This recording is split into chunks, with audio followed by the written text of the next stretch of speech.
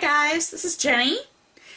This video for the Crafters Workshop, I'm going to do sort of an ambitious project to help myself get organized with a lot of new inks and a lot of the new Distress Oxide inks I have. And I thought I would make a swatch book of all of the ink colors, and I would use a stencil to create each of the swatches.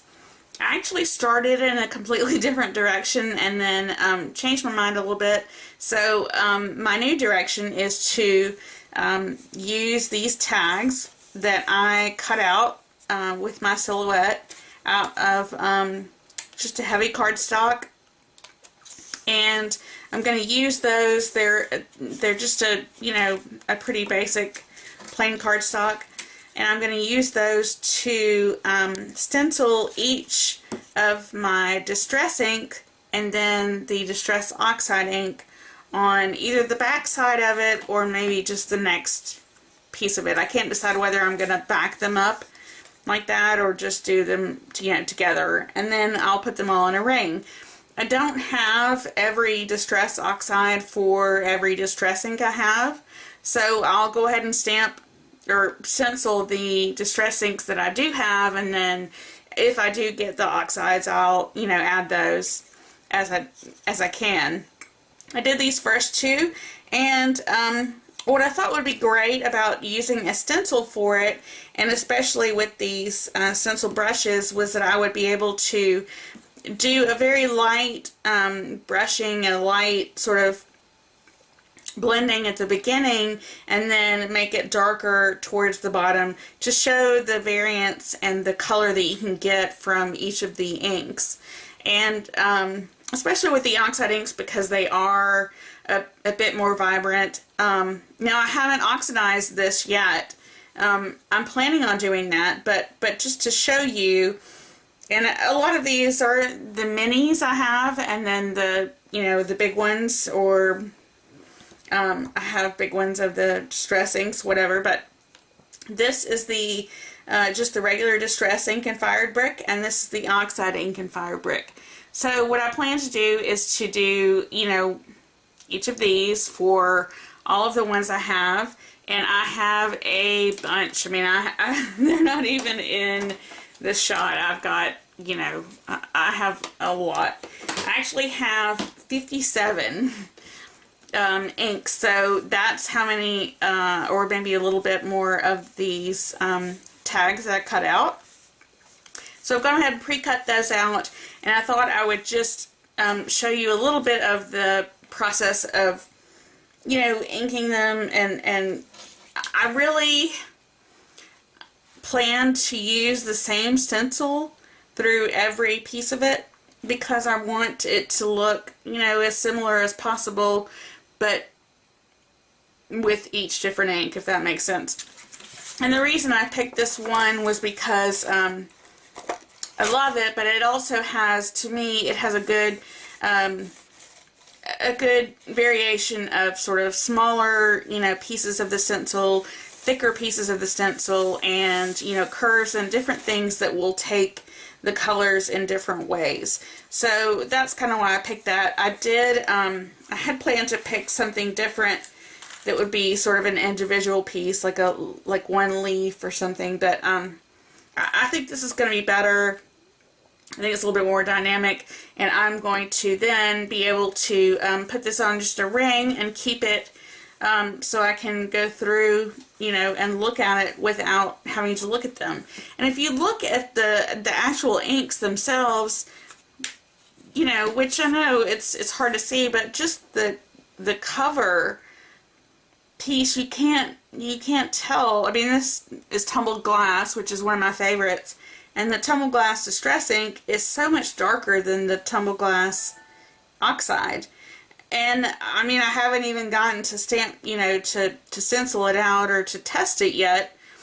But just the difference in the cover is so misleading. So I think this is a really good exercise, especially for these inks, to show exactly what the colors look like when they are stamped or stenciled or oxidized. and especially because these are a lot of the things that I would use in an art journal or in a mixed media project. So anyway, so I'm going to get cleaned up, and I'm going to start to stencil brush everything onto these 57 plus stencil tags, and we will see where we go. Okay, I actually went through a lot of this video and cut piles out of it. I cut piles out of the actual pieces of the actual colors of the tags that I stenciled. I trimmed it down and fast forwarded it like 32 times. There were just a lot of the inks, obviously, that I went through, and so you're not going to see all of them, and if you did, you'd probably get a nice little nap. So as you can see, though, the Distress ink has the black base and the black border, whether it's the bigger one or some of my minis, and the Oxide always has the gray border. So I tried to keep them on the left and the right, so I would know which was which, and then as soon as I set them aside and they dried, then I labeled them. And it's really interesting to kind of go back through here and watch and see the difference in how dark some of them are and some of them aren't. I mean, a lot of them are very similar and a lot of them are not. Now, a lot of that has to do with the fact that a lot of my Distress inks are older. They might not be as juicy, but on the whole, I think that that it was a great exercise because it does show you the vibrancy and just the like sort of ultra pigmentation that the Oxide inks have, which is what I love about them. So also you can see that I did not stick with the stencil brushes because I sort of have like 4 of them, and they're pink, purple, yellow, greeny, blue, and I really wanted to keep these true to the colors, so I used either Daubbers or the applicators that I had specifically for each color, so as not to try to I didn't want to cross any colors. I didn't want to make it, I'm not blending here, I'm trying to actually show the true color. So I did that, and then every other color I wiped off the stencil with a baby wipe or a paper towel to show the difference there. So anyway, this gets pretty boring. It's the same thing, so I'm going to let you listen to some music and watch a little bit more of this, and I'll be back when we get closer to the end of this process.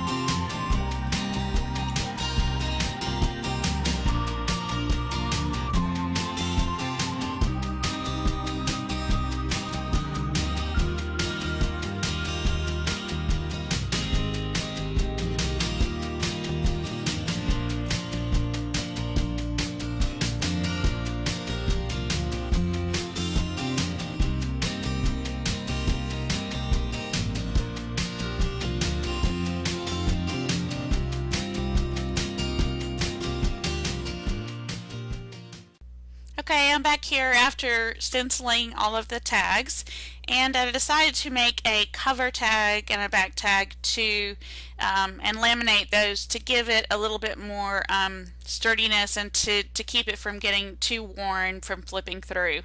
I thought about